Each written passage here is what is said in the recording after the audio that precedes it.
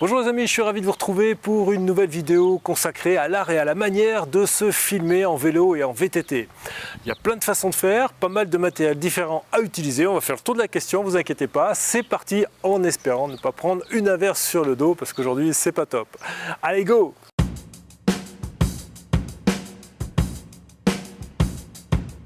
Alors si bien sûr l'idéal dans l'absolu c'est d'avoir une équipe de tournage avec un cadreur, un directeur de la photo, un éclairagiste, un accessoiriste, un pointeur, enfin bref j'en passais des meilleurs, mais ça bien souvent, pour pas dire jamais, on peut avoir ça à sa disposition.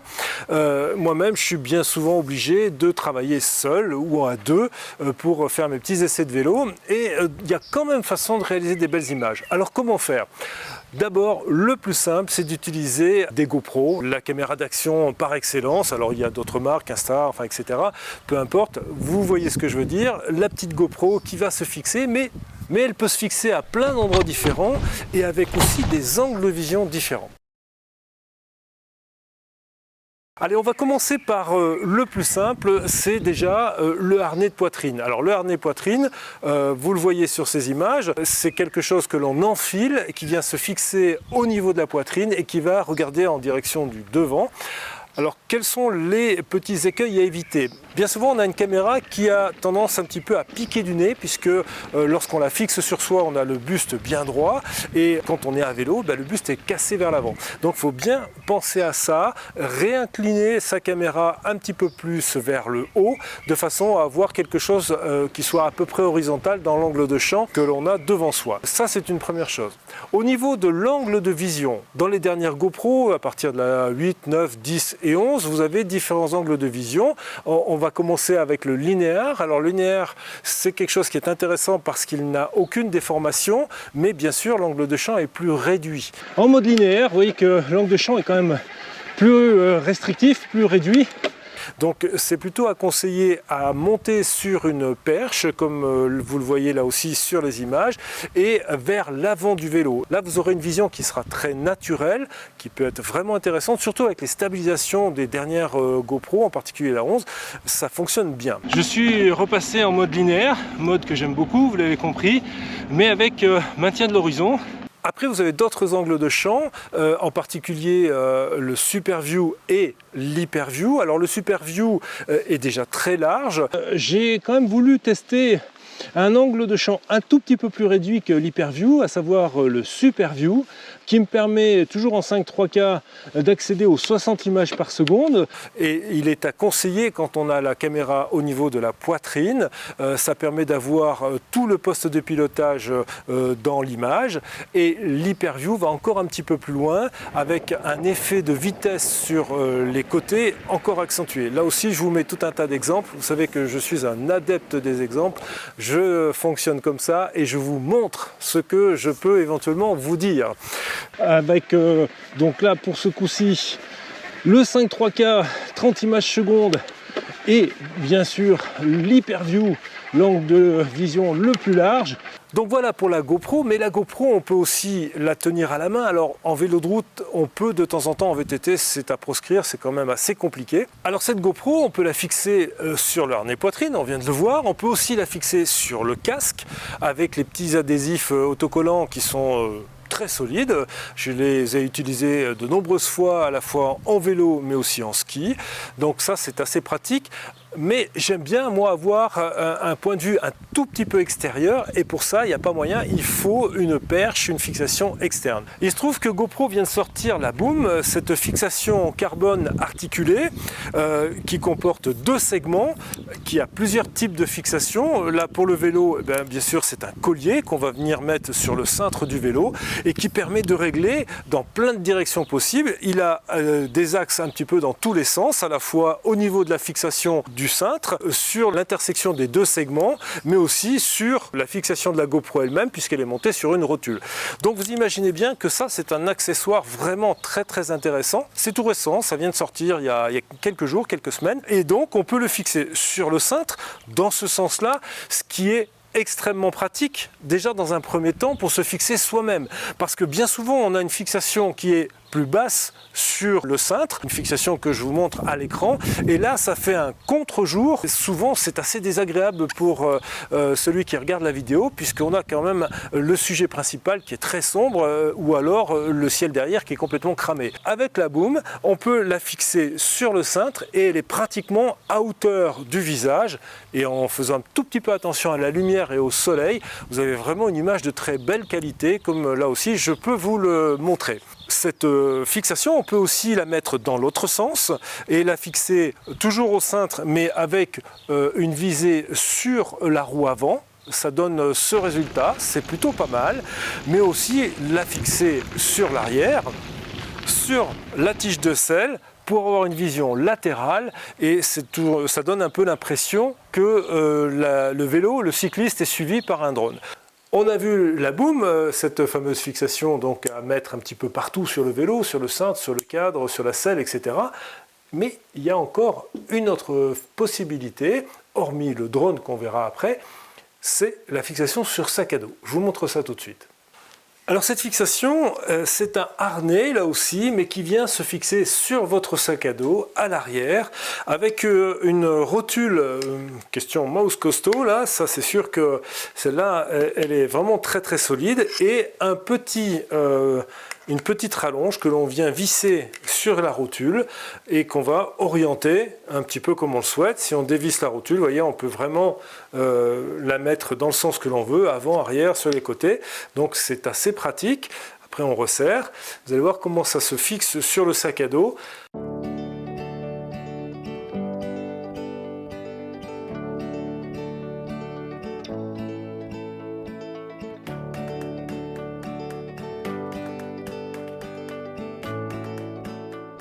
Alors, vous le verrez, c'est plutôt valable en ski parce que lorsque l'on n'a pas trop de bosses, si on a une neige qui est relativement homogène, on n'a pas trop de variations d'assiette et de coups, donc ça fonctionne bien, vous le voyez là aussi. Mais en vélo, j'ai trouvé qu'avec les secousses plus importantes que l'on a en VTT, c'est un peu plus problématique. On a des petites variations d'assiette et la stabilisation n'arrive pas à compenser un petit peu tout. Bon, néanmoins, ça fait quand même quelques images différentes du cycliste vu par l'arrière. C'est quand même intéressant d'avoir 2-3 plans dans un film comme ça. Je pense qu'en vélo de route, c'est quand même peut-être plus facile à utiliser parce que il y a moins de secousses et moins de sauts que l'on peut avoir en VTT. Alors voilà pour l'aéro, mais chez GoPro, il n'y a pas que l'aéro, il y a aussi la Max, la caméra 360. Ça aussi, c'est super intéressant.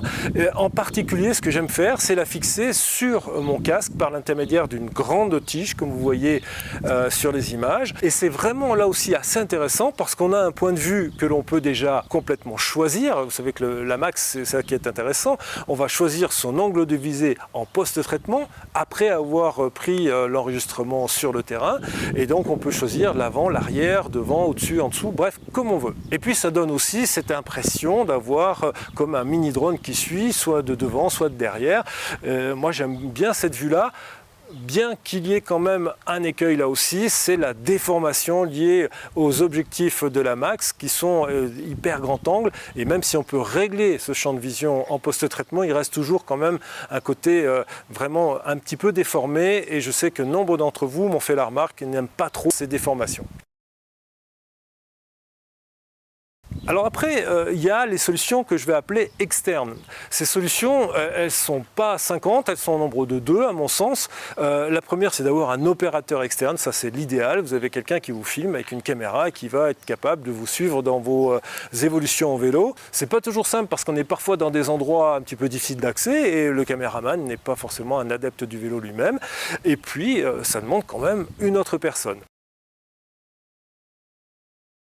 Et c'est là qu'intervient un de mes outils préférés, vous avez déjà dû le voir dans de nombreuses vidéos, c'est le drone. Et là on a vraiment beaucoup de possibilités, puisque maintenant on a des tracking, des fonctions de suivi automatique en drone qui commencent à bien fonctionner, avec en plus des fonctions d'évitement d'obstacles sur les drones. Donc là on peut commencer de travailler. Si vous êtes dans un environnement plutôt dégagé, si vous êtes dans un environnement où il n'y a pas d'autres utilisateurs, faites attention à ça aussi. Je trouve que c'est une très belle solution qui a en plus l'avantage de vous montrer un petit peu le milieu dans lequel vous évoluez et puis aussi avoir ce côté dynamisme de suivi, que ce soit en vélo ou en ski.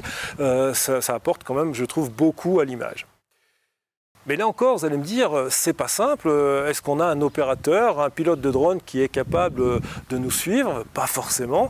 Et donc, on peut aussi, je le fais de temps en temps, même si normalement on ne doit pas avoir le pilote du drone dans un véhicule en mouvement.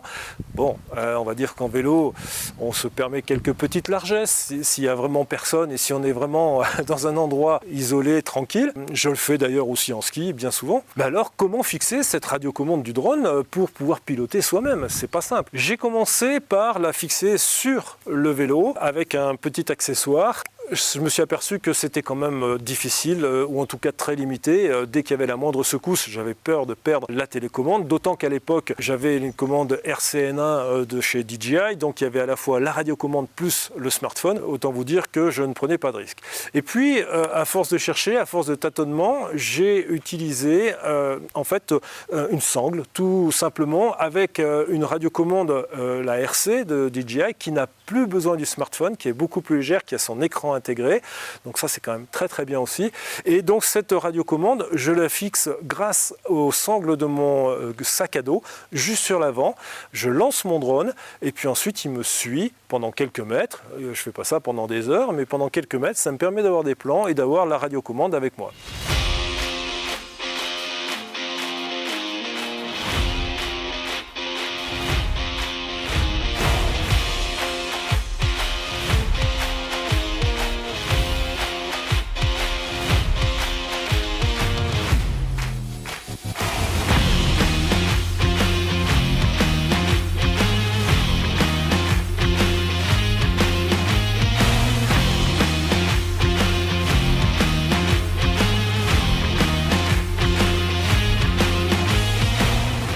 Alors, 2-3 petits conseils pour l'utilisation du drone en trekking, en suivi, si vous le voulez bien.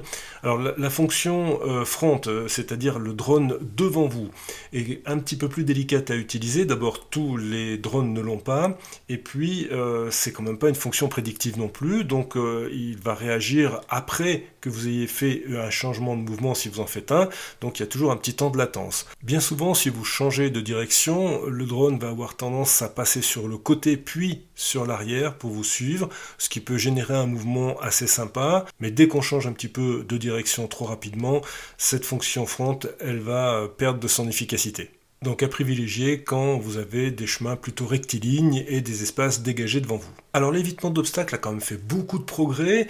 On a maintenant la possibilité de se faire suivre dans un environnement un peu plus chargé, en forêt par exemple, même si ce n'est pas encore la panacée. Certains drones le font mieux que d'autres. Je pense par exemple au Skydio 2, qui lui évite encore mieux les obstacles. Ça permet d'aller un peu plus vite. Là je suis avec un R2S, donc là j'allais vraiment très doucement. J'étais un petit peu inquiet sur les petites branches. Avec le Mavic 3, ça va beaucoup mieux, d'autant qu'il y a des possibilités de réglage donc assez importants. Alors bien sûr, il faut sélectionner déjà contournement et non pas freinage, parce que si vous sélectionnez freinage, bien sûr, le drone va s'arrêter.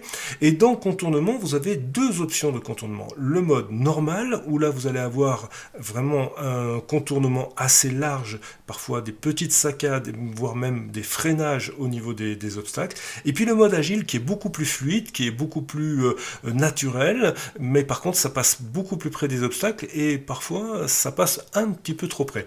Voilà, donc méfiance, on peut le faire, mais il faut quand même prendre un certain nombre de précautions, même si, je le répète, ça progresse de génération en génération. J'ai quand même bon espoir que d'ici peu de temps on puisse se faire suivre relativement rapidement. Enfin, dernière chose à vraiment prendre en considération, n'oubliez pas qu'en vélo et encore plus en VTT, on est dans un environnement humide, et aujourd'hui c'est le cas, et bien souvent poussiéreux, voire boueux. Donc attention à votre matériel. Les GoPro ne risquent pas trop, sauf au niveau de l'objectif. Les drones, c'est beaucoup plus sensible. Les radiocommandes aussi. Donc soyez prudents et soyez attentifs à la météo. Et puis après, je crois que le secret, c'est de faire preuve d'imagination pour essayer de trouver des plans que tout le monde n'a pas déjà fait. Puis aussi, bien sûr, d'expérimenter, d'essayer. Je vous invite à vraiment faire un maximum d'essais. Vous allez voir, vous allez pouvoir sortir des images vraiment incroyables. D'autant que les caméras d'action, comme la GoPro 11, font vraiment de très belles images. J'ai fait un comparatif avec l'iPhone 14 Pro Max.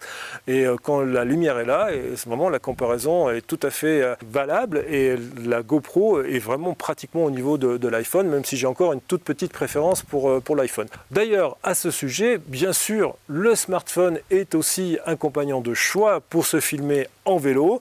Alors là, ça dépend aussi un petit peu de la valeur de votre smartphone, parce qu'on a quand même plus de risques de l'abîmer ou de le laisser tomber. Donc c'est un outil que j'utilise uniquement quand je suis en statique, mais pas en mouvement sur le vélo. Voilà les amis, avant de me liquéfier sous l'averse qui arrive, je vais vous remercier d'avoir regardé cette vidéo. Une fois de plus, il y en a beaucoup d'autres qui arrivent. Je vais reprendre un rythme plus important au printemps. Et puis je vous dis à très vite, très vite, sous la pluie, pour de nouvelles aventures. Ciao!